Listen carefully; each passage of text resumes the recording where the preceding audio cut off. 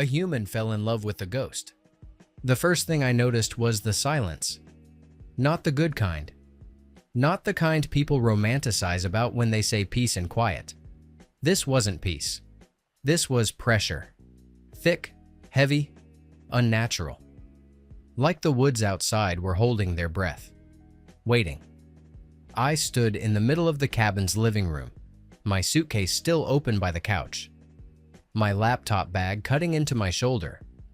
I had been unpacking, trying to convince myself this place could actually feel like home for the next month. And then the silence hit me. I could hear my own pulse, thumping too loud in my ears. Every creak of the wood felt amplified. Every whisper of the wind sneaking through the shutters sharp enough to raise goosebumps on my arms. Then it happened.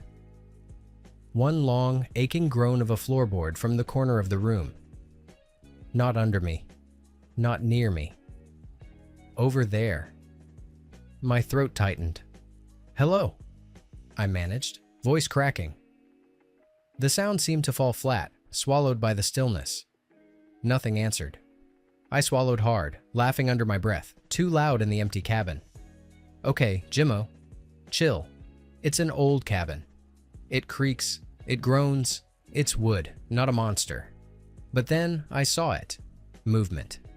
Just a flicker at first, like someone shifting in the shadows by the kitchen doorway. My body went cold all at once. I blinked, praying it was just my tired eyes playing tricks. It wasn't. A figure stood there.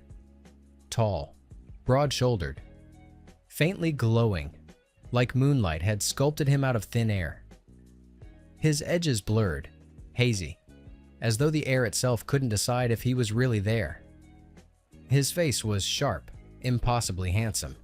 Eyes a bright green that glowed like embers in the dark. My breath caught so hard it hurt.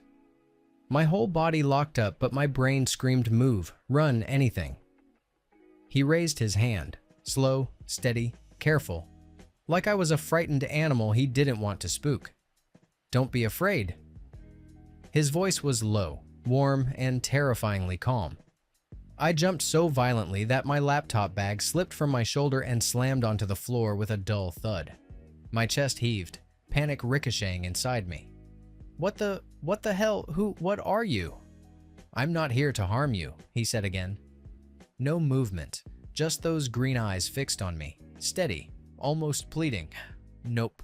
I didn't wait for him to explain, didn't think, didn't care how soothing his voice sounded. My body launched itself toward the door, and I flung it open so fast it nearly ripped off the hinges. The night outside clawed at me, icy air slicing across my skin, the darkness so thick it felt alive. The forest stretched around me, tall and endless, trees clawing up into a black sky. No stars, no moon, no light anywhere. My breath came fast, white and ragged like smoke. I spun in a circle, desperate, searching for anything. A road, a lantern, headlights, a way down the mountain. Nothing. Just me, my panic, and the wild. Nowhere to go. Nowhere but the tiny shed clinging to the cabin's side, its wood rotting, its roof sagging like it might collapse if I breathed too hard. I ran for it anyway. The door screeched as I shoved it open and I stumbled inside, choking on dust. It was nothing but dirt floor, cracked boards, the faint smell of mold, and firewood. But it was away from him. From it. I collapsed in the corner, knees pulled to my chest, shivering so hard my teeth clacked. My hands fumbled until I got a little fire sputtering in a rusty tin bucket, just enough to paint shadows on the walls. The cold gnawed at me anyway. The silence pressed harder. And every time the flames shifted, I swore I saw that glow. His glow. Lingering through the cracks in the wood. Watching. Waiting. I hugged myself tighter, trying to breathe, trying to convince myself I wasn't losing it.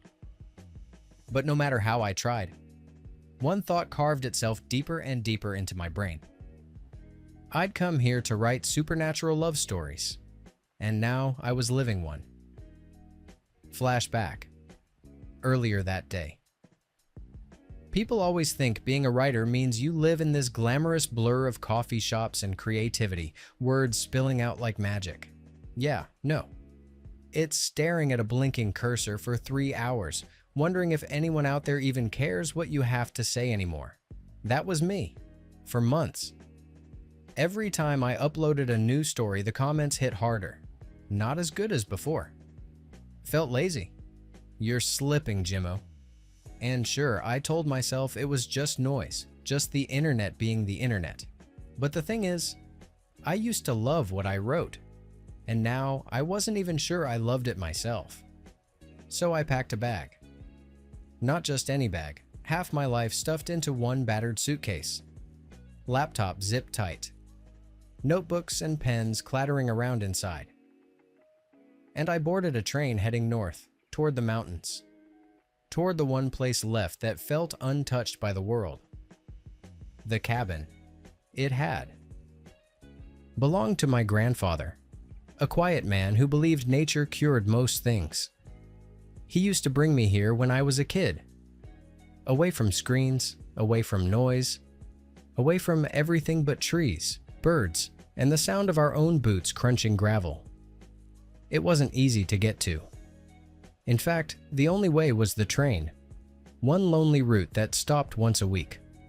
One way up, one way down. If you missed it, you were stuck until the next one rolled through. I guess that's what made it perfect. Isolation. No distractions. No excuses. I told myself a month here would fix me. A month of nothing but me, my laptop, and the forest pressing close on all sides. I'd write something fresh, something bold. Maybe even supernatural. My audience loved that lately. Ghosts, witches, curses.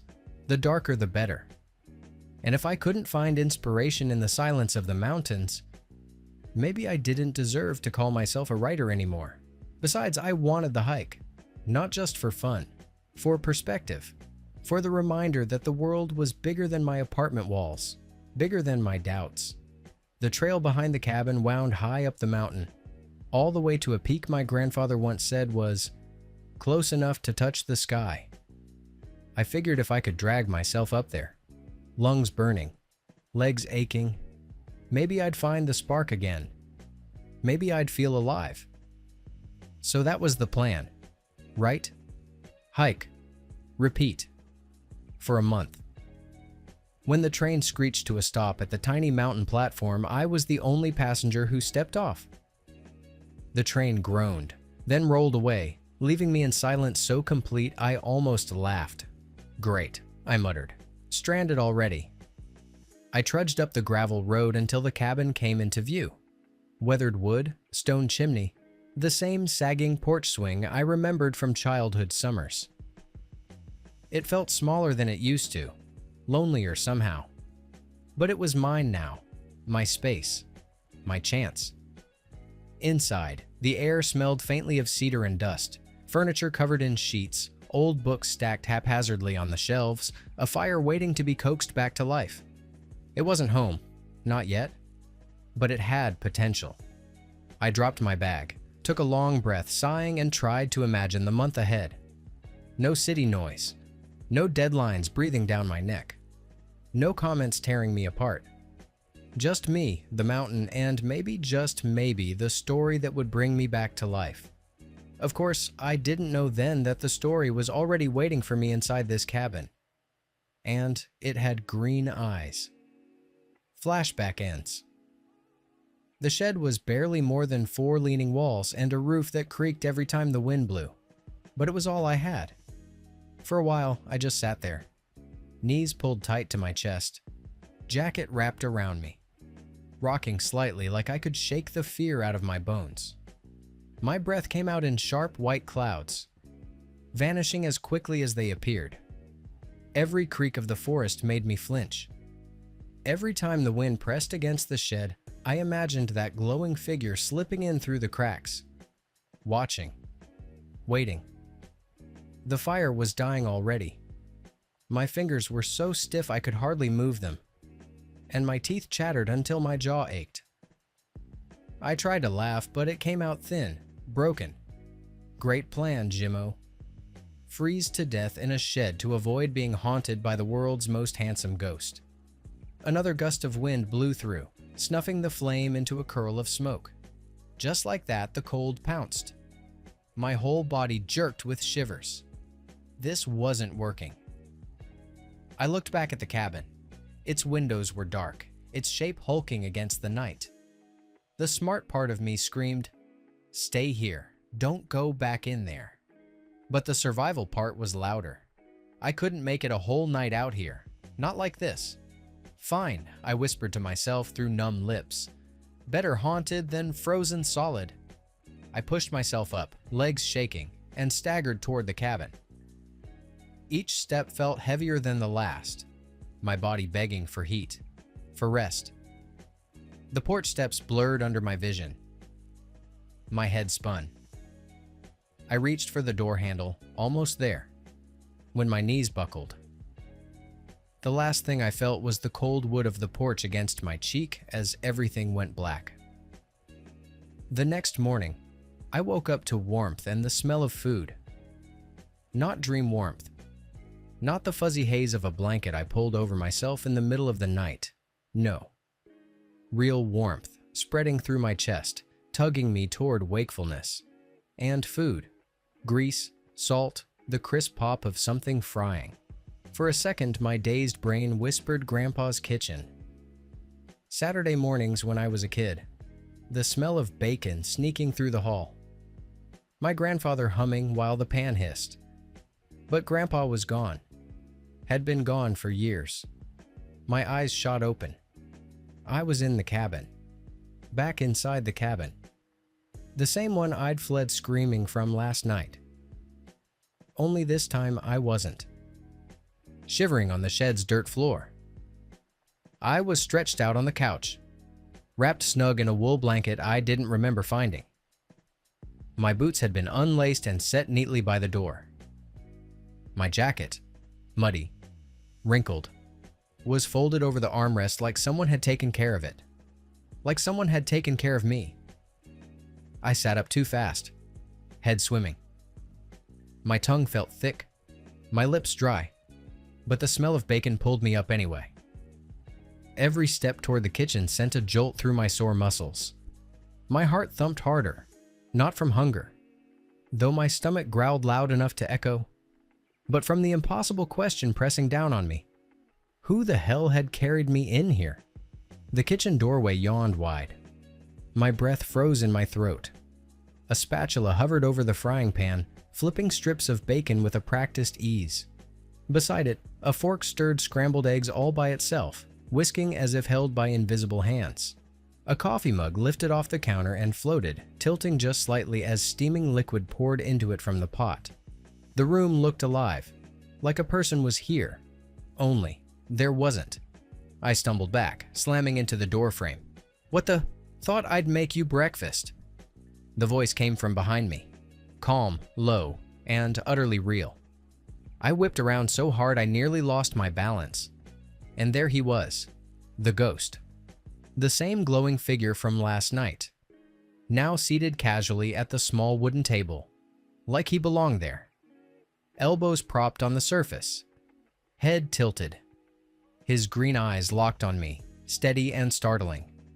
His glow was faint, soft, barely brighter than the morning light slipping through the dusty curtains. And God help me, he looked almost human. Every nerve in my body screamed, "Run!" I bolted for the door, hand slamming against the knob. It rattled violently but wouldn't turn. I twisted harder, yanked, kicked the wood. Nothing.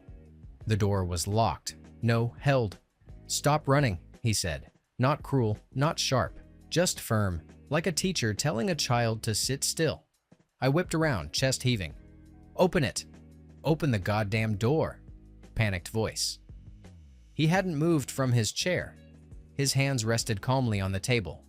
That glow around him didn't flicker. It pulsed steadily, almost soothing. "If I meant you harm," he said, voice calm as the tide, "you'd know it already." That sent a chill skittering down my spine. My breath came ragged, fogging in the cold air. Ragged breathing. "Why are you doing this?" I hissed. "Because—" He hesitated, eyes flickering down to his translucent hands before meeting mine again.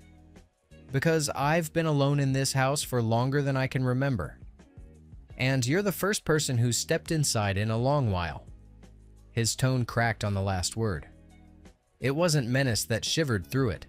It was weariness. An ache so deep I almost felt it in my own chest. I wanted to scream, to curse, to fight, but the words tangled in my throat. Instead, I leaned against the door, my body trembling. "I don't trust you." Breaking voice, I said finally, voice breaking. He nodded once like he understood. "Fair." A faint, sad smile tugged at his lips. "But you don't have to. Just don't run. Sit, eat, talk to me. Please." Something in the way he said it, like asking, cost him more than he could admit, knocked the edge off my panic.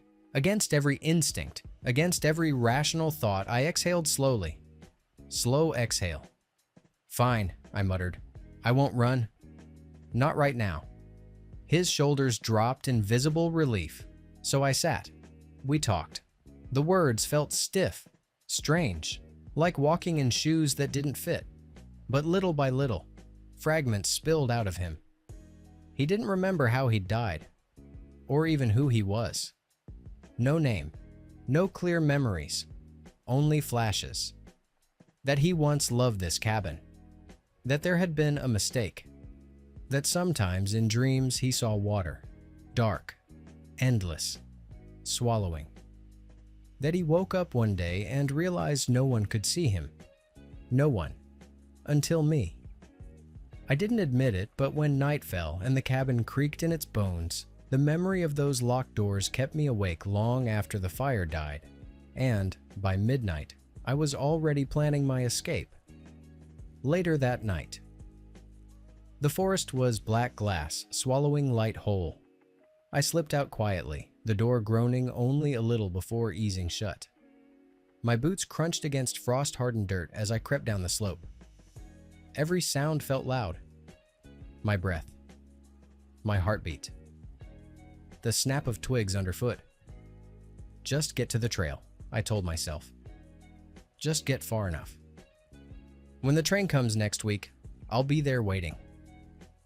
Behind me, a voice cracked the silence. "No."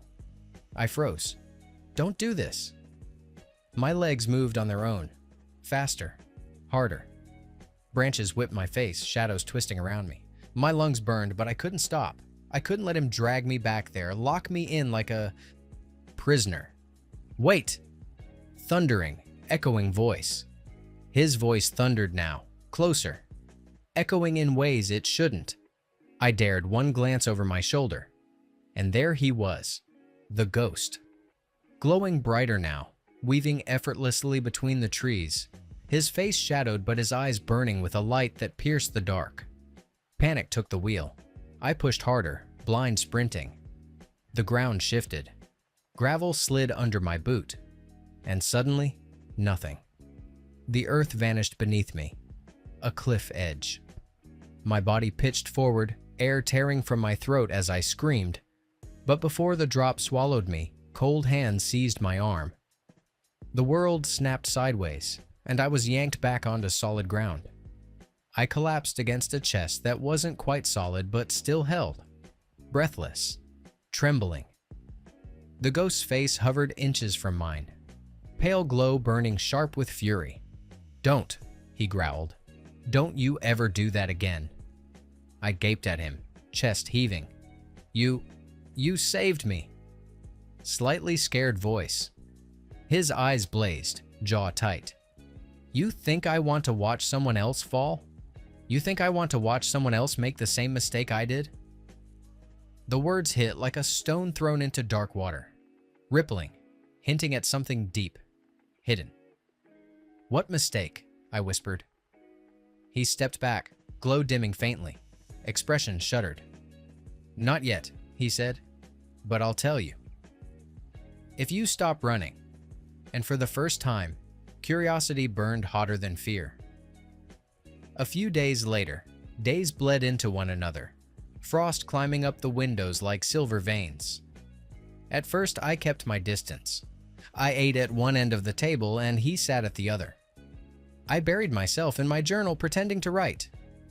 He watched with quiet patience, occasionally commenting, sometimes on the stories, sometimes on the way I chewed my pen cap until it splintered. By the third morning, the silence broke. "You're a messy sleeper," he said, drifting in through the wall with a faint smirk. I nearly dropped my coffee. "Excuse me?" "The blanket slid off you last night. You kicked like you were fighting demons in your dreams." Heat rushed to my cheeks. "You watched me sleep?" His glow flickered sheepishly. Not in a creepy way. More like keeping watch. "It's been a long time since anyone's been here. I didn't want something to happen." Something in his tone softened the indignation in my chest. And before I could stop myself, I laughed. A short, awkward bark that surprised us both. Small, awkward laugh. The air shifted after that. He started teasing me about my terrible cooking. I teased him about his melodramatic size. Sometimes he'd float objects to me when I was too lazy to get up. My notebook, a cup of tea. Like an invisible hand offering little kindnesses. At night, when the fire crackled low, he told me what scraps he remembered. The sound of rain on pine needles. The weight of boots crunching dirt. The smell of smoke on his jacket. All fragments, nothing whole. But it was enough to weave between us, strand by strand. Something like companionship. One evening, we sat at the table with the lantern's flame swaying between us. "I should call you something," I said, tapping my pen. "Feels weird just saying, 'Hey you' all the time." His eyes flickered. I used to have a name. I can almost feel it, but when I reach for it, it's gone. Like mist silence settled between us for a moment. My chest ached in a way I hadn't expected. "All right," I said finally. "Then I'm giving you one. How about Ash?" He tilted his head. "Ash? Yeah, you're kind of smoky, fading around the edges but still warm." For the first time, his laugh rang out, low and rich. "Ash, I like that." He leaned forward, eyes glinting. "Then you need a name too." "I have a name, besides most people know me as Jimmo, as should you," I protested. "Too ordinary. Doesn't suit you." He studied me, chin propped in his hand, lips quirking. "How about Ink? Because you never stop scribbling, always leaving marks behind." I rolled my eyes, but a smile tugged at my lips anyway. "Ink and Ash," I muttered. "Sounds like a band." He grinned, soft and genuine. "Or a story." Something tightened in my chest at the way he said it, like he wanted it to be true. A few days later. It was Ash who suggested it first. "One thing keeps coming back," he said as we stood outside one morning, the cold biting sharp at my nose. "The trail. The ridge. I never finished the hike." His expression darkened. Maybe that's why I'm still here." His words hung heavy in the air. And yet, something in me sparked. "Then let's do it," I said. "I wanted a hike too, remember? Maybe it'll help both of us." Ash looked at me, surprise flickering across his features before it softened into something almost tender. "You'd do that with me?" I shrugged. "What else am I gonna do? Sit in the cabin and talk to myself?" His laugh was quiet, almost shy, but it lit the cold morning like firelight. So we set off together. The first stretch was awkward. Me trudging through the snow. Him gliding beside me like mist. Footprints never marking the ground. But slowly, a rhythm formed. He pointed out where birds used to nest.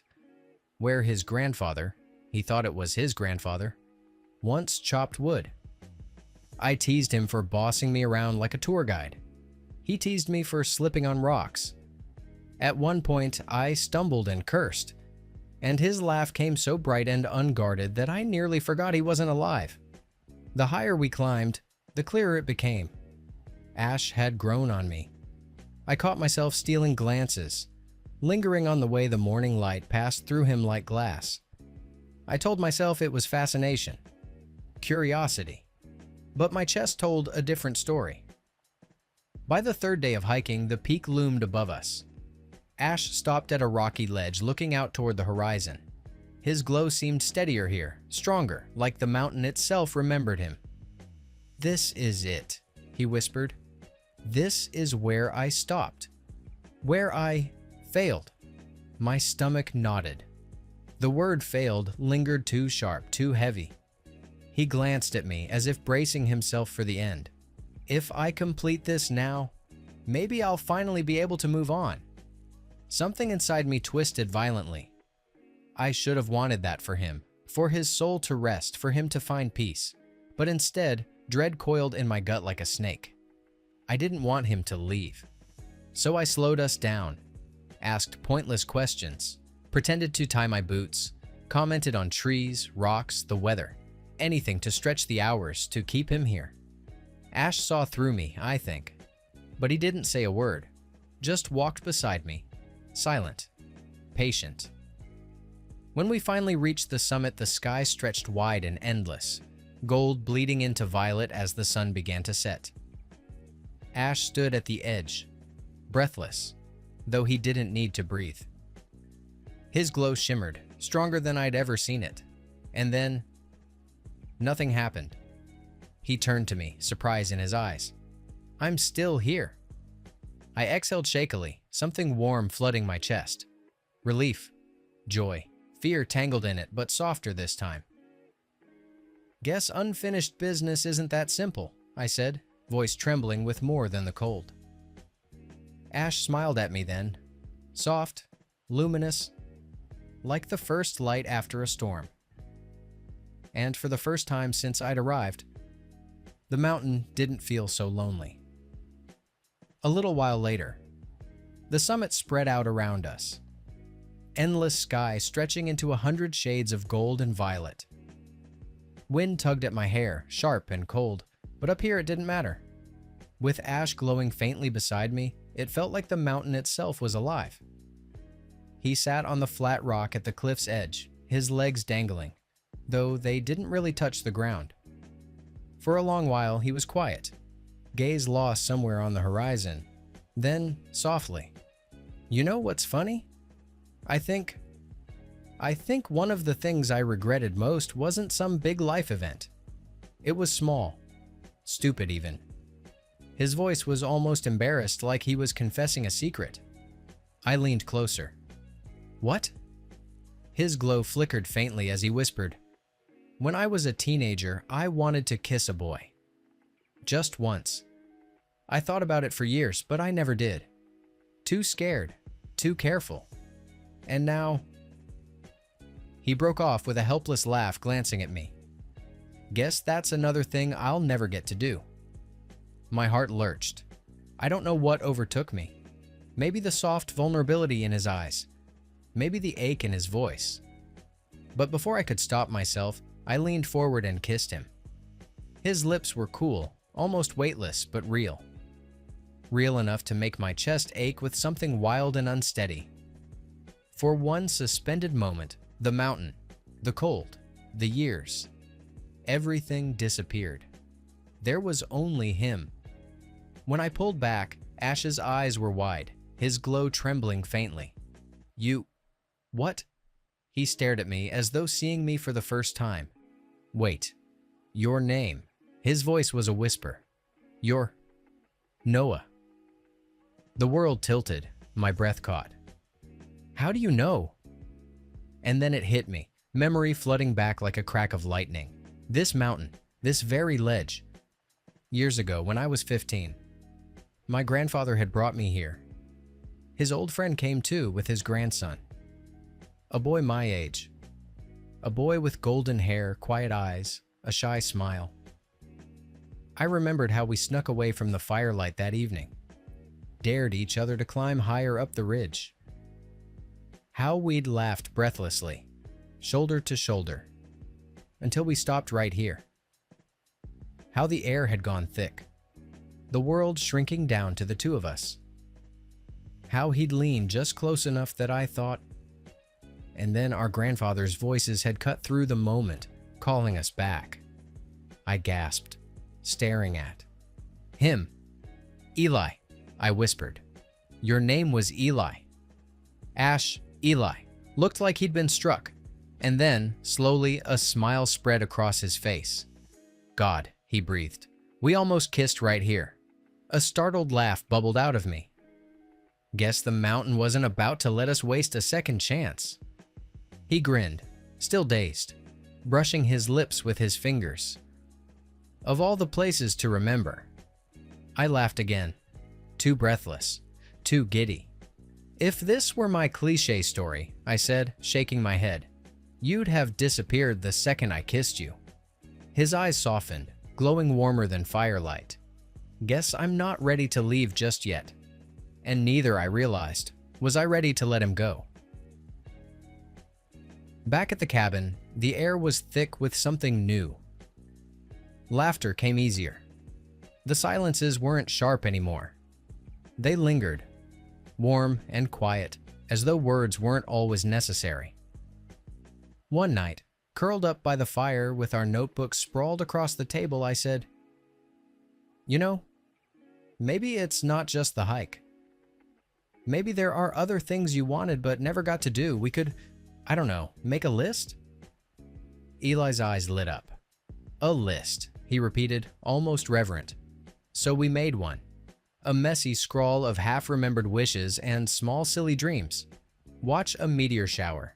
Sleep in late without anyone nagging. Eat the world's worst instant noodles. Write a story. Kiss a boy. This one he grinned at, smug, and I shoved his shoulder. Finish a book. We tackled the easy ones first. I made him the saltiest, most disgusting instant noodles imaginable, and he swore it was the best meal he'd ever tasted. We stayed up late on the porch, wrapped in blankets, watching the night sky until dawn bled in. Sometimes he'd float a pencil and write in my notebook while I edited. Other times, we wrote side by side, his words flickering faintly across the page like shadows of ink. And slowly, almost without realizing, we wrote a story together. My story. Our story. Each night, the book grew richer, his voice layered over mine. When we finally reached the last chapter, I was exhausted. My hand cramped from scribbling, eyes burning with fatigue. But Eli looked so alive. Brighter, steadier, his smile soft and proud. "Sleep," he said gently, brushing phantom fingers across my cheek, though I couldn't feel them. "I'll watch the fire."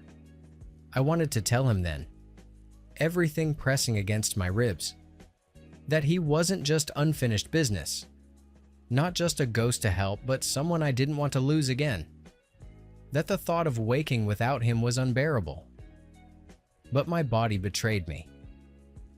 My head sank to the pillow, words dying on my lips. When I woke the next morning, sunlight filled the cabin. The fire had burned low, the air quiet, heavy, and Eli was gone. The notebook lay open on the table, the last page filled with his handwriting, steady, complete. His chapter finished. My chest hollowed. The silence pressed too hard, too cruel. He was gone. I hadn't told him. I hadn't said, "Please stay." And for the first time since coming to the mountain, I felt truly, unbearably alone. About a week later, the days crawled, empty. The cabin was unbearable without him. The notebook on the table mocked me. I couldn't write, couldn't read, couldn't stop seeing his glow in the corners of my vision. I told myself I should move on, that he was gone because his story was done, that I should be grateful I got to know him at all. But gratitude never filled the hollow ache in my chest. So one Friday, I boarded the weekly train into town. My grandfather's old friend still lived there, and if anyone could help me find some sliver of closure, it would be his family. They welcomed me with warmth and sadness. When I asked about Eli, the air in the room shifted, heavy and careful. His mother led me through the small garden, voice trembling. "We lost him," she said quietly. "Just last month. He went missing after a hike. They never found his body, so we made a memorial." She guided me to a gravestone beneath a crooked oak. His name carved in stone. Flowers pressed against its base. Photographs tucked beside candles. My knees felt weak. I sank down before it, tracing the letters with shaking fingers. Elijah Hart. His name carved into permanence. But even as the grief crashed over me, something didn't sit right. No body. Just vanished. Memories hazy around that very hike. It wasn't enough. It couldn't be enough. As I pressed my forehead to the cold stone, I whispered, "I need more than this. I need to know where you went, Eli." 2 days later. No matter how hard I tried, I just couldn't let go. So, like any sane person, I retraced the trail he had remembered in flickers. Steep slopes, loose gravel, the place he thought he'd fallen. I searched local reports, hospital records, anything I could. Find each breadcrumb drew me deeper into the hollow between grief and hope. And then, at the local hospital, my heart stopped. His name was on the patient list. Elijah Hart. Admitted a month ago with head trauma. Coma. Discharged just 2 weeks ago. Exactly when he had vanished from the cabin. But not discharged home. Transferred. To the psychiatric ward.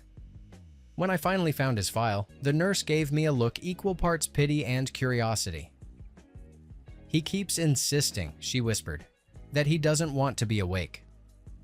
That he met someone in his coma. Someone he fell in love with. He talks about wanting to go back under because that's the only way he can see him again." My throat closed. Me. He was talking about me. The nurse hesitated. "He's in room 314, but be gentle. He's fragile." My steps down the corridor felt like walking into another world. Each heartbeat pounded louder than the last. My hand shook as I pushed the door open. The room was quiet. A single window spilled sunlight across the bed where he sat, staring blankly at his hands. He looked thinner, paler, but alive. So achingly, beautifully alive. For a long second, I just stood there, afraid to break the spell. Then he looked up. His eyes widened. His lips parted. He froze, like he was seeing a ghost.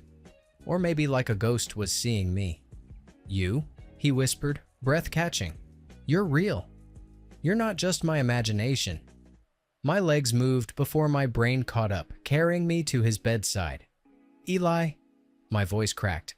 "You're here." He laughed shakily, tears pooling in his eyes. I thought I dreamed you. That the mountain, the fire, the book, it was all just my mind making up the one thing I wanted most. And then I woke up, and you were gone." I grabbed his hands, grounding him with the heat of my skin. "No. It was real. We were real. I thought you were gone too. I thought you—" My throat broke. Words splintering. He clutched me like I was air. "I would have stayed in that coma forever if it meant seeing you again. But this—" His voice softened, trembling. "This is better. Because now I get to touch you. Really touch you." And then he kissed me. Not a cold phantom kiss, but warm, desperate, alive. His fingers tangled in my shirt, anchoring himself to me as though I might vanish. I laughed against his lips, tears sliding down my cheeks. "If this were my cliché story, you'd still be glowing right now." He pulled back just enough to grin, wiping at his own tears. "Guess this is the sequel." I leaned my forehead against his. "And this time, I'm never letting you disappear again." The sunlight wrapped around us, golden and real. No ghosts, no unfinished business. Just Eli and me. Together. Alive. Finally given the ending we'd both been waiting for. A few months later. It had been months since that day in the hospital. But every morning I still woke up half expecting to find him glowing faintly in the corner of the room instead of tangled in my sheets, snoring softly. Instead, he was here. Warm. Solid. Alive. Sometimes I'd catch him reading quietly by the window, hair messy, coffee mug in hand, and my chest would ache with disbelief that he was really mine. We moved into the cabin together, though haunted wasn't the right word for it anymore. The shed still leaned crookedly. The wood stove still smoked stubbornly, but the silence wasn't heavy anymore. It was filled with laughter, shared meals, whispered confessions in the dark. And the book, our book, sat proudly on the desk, pages worn from all the times we'd flipped through them, remembering the nights we wrote by firelight, side by side. The draft wasn't just mine anymore. It was his. Ours. Sometimes Eli would tease me, pressing his chin to my shoulder as I typed, whispering, "Remember, you came here looking for a story, but you got more than that, didn't you?" And I'd smile every time, because it was true. I came to that cabin searching for words. What I found instead was the love of my life, the story and the storyteller, both waiting for me in the woods. We'd built a life that felt almost too tender to be real. Morning coffee, soft laughter echoing through the cabin, and the warmth of him at my side when the nights grew cold. It was simple. It was ours. And on my desk, resting beside the typewriter, was the story we had written together. The one I had gone there searching for, but never imagined I'd find in both ink and in love. Ink and ash. His story. Our story. And if you ever want to know the story we actually wrote in that cabin, well, maybe you'll find it waiting for you in the next video. The end. If love found you in the most haunted place, would you stay? Thanks for watching. Subscribe to become part of our Rainbow Force, and consider joining our membership for early access and exclusive content. Stay wholesome.